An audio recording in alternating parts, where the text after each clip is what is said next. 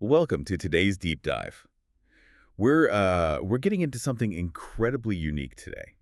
And I mean highly controversial too. Oh, absolutely. It's a completely fascinating worldview to unpack. Right. So our mission today is to explore this really wild intersection of heavy heavy alcohol consumption, um, deep spiritual practice, and Islamic philosophy. Yeah, which are three things you almost never hear in the same sentence. Exactly. And we're pulling all of this from the YouTube transcripts and like the personal writings of this guy known online as Osman, the blind Muslim yogi. Yeah, and his story is just, it tests the limits of what you'd think is biologically possible, It honestly. really does. Because to really wrap your head around the extremes of his life, I want you listening to just imagine this scenario for a second. Okay, lay it out. So you wake up on a Saturday morning, Right. you run a quick errand, you drop your spouse off at work at like 8:30 a.m., Right, normal Saturday. normal Saturday. But then by 11:00 a.m., you have consumed 24 pints of beer. Oh, Yeah. Not over a weekend, not over the whole day. 24 pints in roughly 2 hours. I mean, that is just, it's a volume of liquid and alcohol that completely defies basic human biology. Right. For like the vast majority of people, that isn't just a recipe for a blackout. That is an immediate catastrophic medical emergency. Totally. But the paradox of Osman is that he didn't just survive this routine. He thrived alongside it. Yeah, he was running a successful business. Exactly. He had a business. He maintained this daily, decades-long, really intense yoga practice. And the craziest part, he was actively hitting samadhi, those highly advanced states of profound spiritual oneness and absolute mental stillness while he was heavily intoxicated. It's basically the definition of a walking, breathing paradox. Yeah. We're looking at two realities that seem entirely mutually exclusive, but they somehow coexisted in this one person for over a decade. And, ultimately, he considers himself a deeply devoted, practicing Muslim today. Right, which brings up a lot of questions. Yeah. But before we get into the mechanics of how he actually managed this physically and psychologically, we really need to set a clear boundary for you, the listener. Yes, very important. What we're doing today is just impartially exploring Osman's deeply personal, subjective experiences. Right. We are just looking through his specific lens. Yeah, we're not endorsing his lifestyle choices, obviously. We aren't validating his medical theories about his liver, which we'll get into. Oh, yeah, we definitely will. And we are certainly not taking sides on his religious interpretations or his political views regarding different Middle Eastern countries. Yeah. We're just here to unpack the fascinating ideas presented in his story. Because a paradox like Osman, I mean, he can't exist just anywhere. To openly practice profound Islamic devotion while, actively defending nightclub culture, he needed an environment that physically mirrored his own internal duality. Right, he had to find the right geography for his belief system. Exactly. He was actively looking for a physical space that accommodated his spiritual philosophy. And he ultimately found that in Istanbul, Turkey. And the way he got there is kind of funny, right? It's rooted in the book. Yeah. He was reading a novel by Jeffrey Archer, actually. And he was really struck by how Archer portrayed Istanbul as this city just completely defined by its duality. Like it accommodates everyone. Right. Archer described it as a place that seamlessly accommodates the modern-day progressive thinker and the traditional religious person side by side with no friction. And Osman points out that, Turkey is an overwhelmingly Muslim country. Yeah. He estimates the population is over 80% Muslim. Yeah. Yet in Istanbul, there's absolute freedom of movement between these contrasting worlds. Exactly. If you want to go to the mosque and pray as a devout Muslim, the infrastructure, the community, the reverence, it's all right there. Right. But then if you want to leave the mosque, go to a nightclub, have a few drinks, experience the nightlife, that infrastructure is there too. And he emphasizes this really crucial demographic reality about those nightclubs. The people drinking in those bars are largely Muslims themselves. Right. They're just exercising their free choice in a secular public square. Exactly.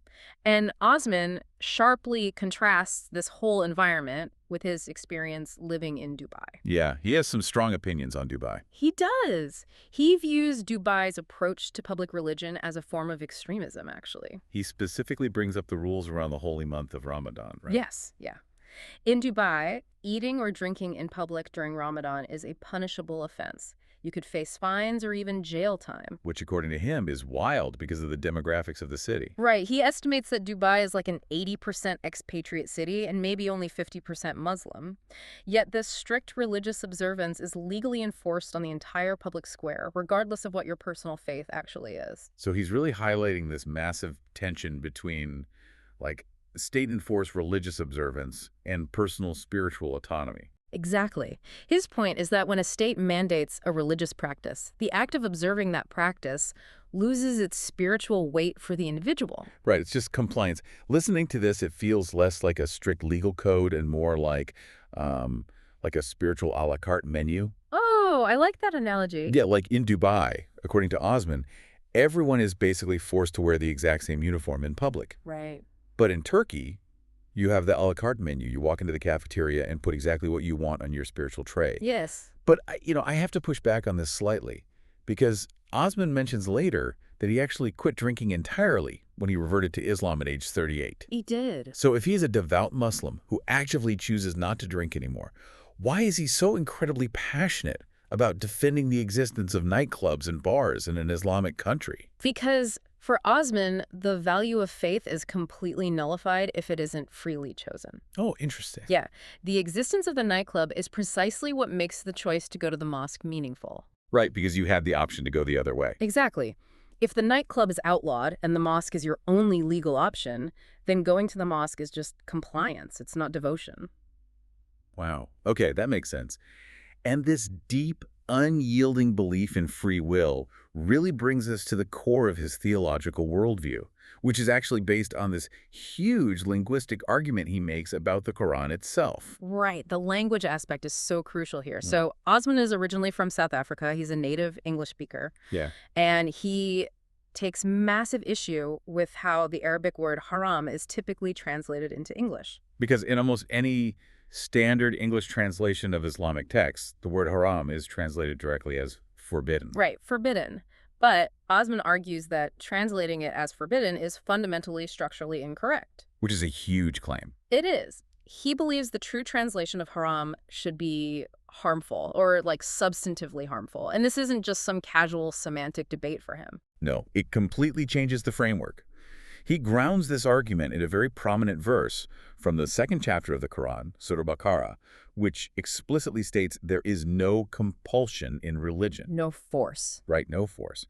And Osman approaches this with this striking linguistic logic. He says the word forbidden inherently implies a force. Yeah, it implies a compulsory rule backed by like a penal system or an enforcer. Exactly. So if the foundational text states there is absolutely no compulsion, then translating a behavioral guideline as forbidden directly contradicts the core architecture of the text itself. It's a really compelling argument because harmful, on the other hand, operates entirely differently. It acts as a warning. Right. And he uses this exact framework to completely reject historical and extremist practices. He points to, ancient conquests where populations were slaughtered to expand a kingdom, or forced conversions, or executing people for adultery. Yeah, he just consigns all of that to the past. He explicitly states that these violent coercive practices belong in ancient history, not the 21st century. Because by shifting the definition from forbidden to harmful, Osman completely rewires the relationship between the individual and the divine.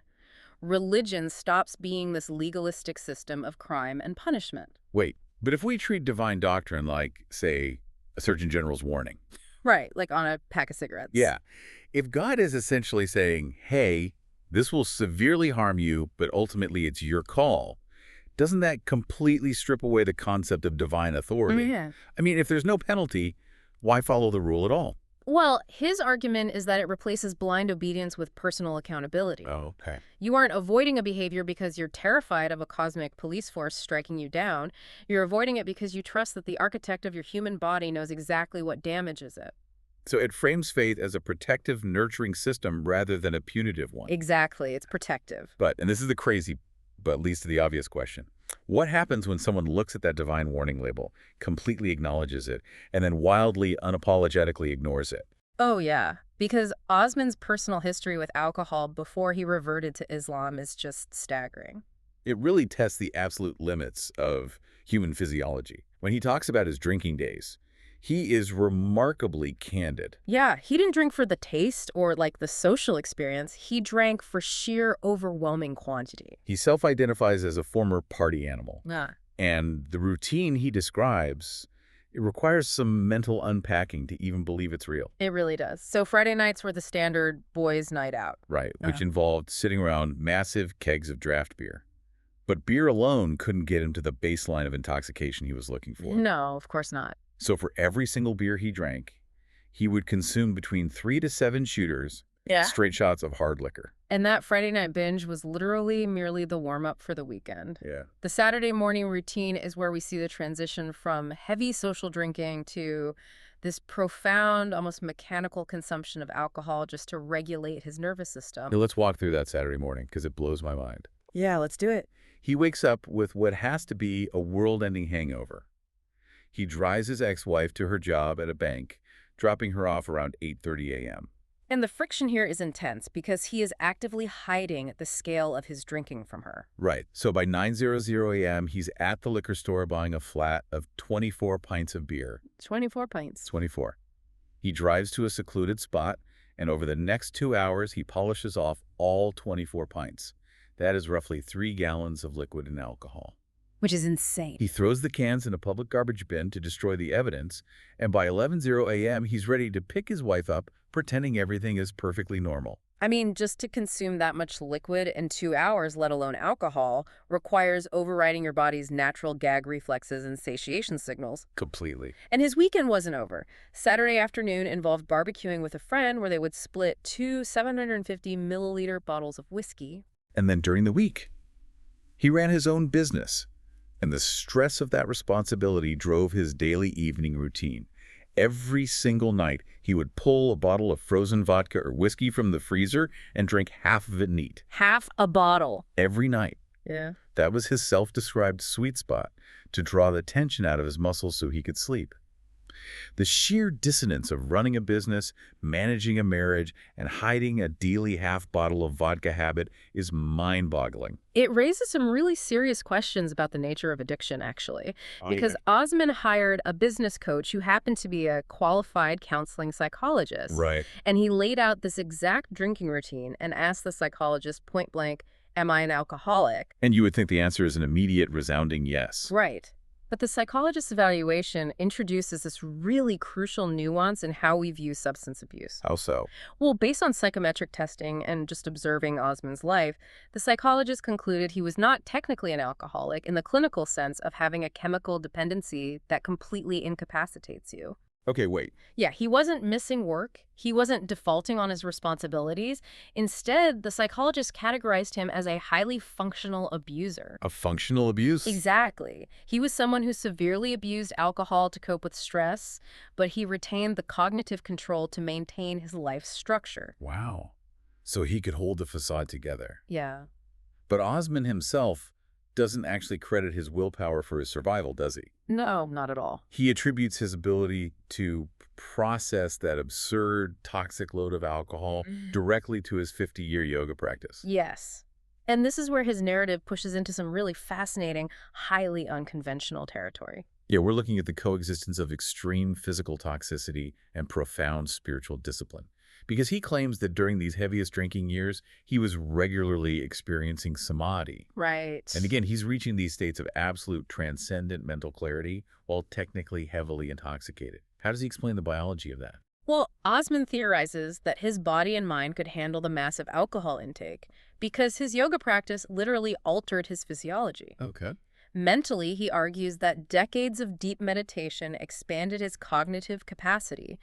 It allowed his consciousness to remain lucid and observant even when his brain was basically bathed in depressants. But the physical theory is even wilder. Oh, yeah. He believes that the physical yoga postures, the asanas, literally strengthened and conditioned his internal organs. Yeah. He claims that the twisting, stretching, and the deep breathing of yoga constantly massaged his liver, hyperoxygenating his blood and increasing his metabolic rate to the point where his organs could process the toxins of 24 pints of beer at warp speed. Which is quite a claim. Now, whether modern hepatology would endorse the idea of a yoga supercharged liver is highly debatable. Highly debatable. But what is truly compelling is the theological lens he applies to this period of his life. Like, Yeah. how does a man who eventually embraces Islam view those functional party animal years? Right, because he points to a very specific, pragmatic Islamic stance on prayer and alcohol. He does. He notes that the Quran does not simply say never drink.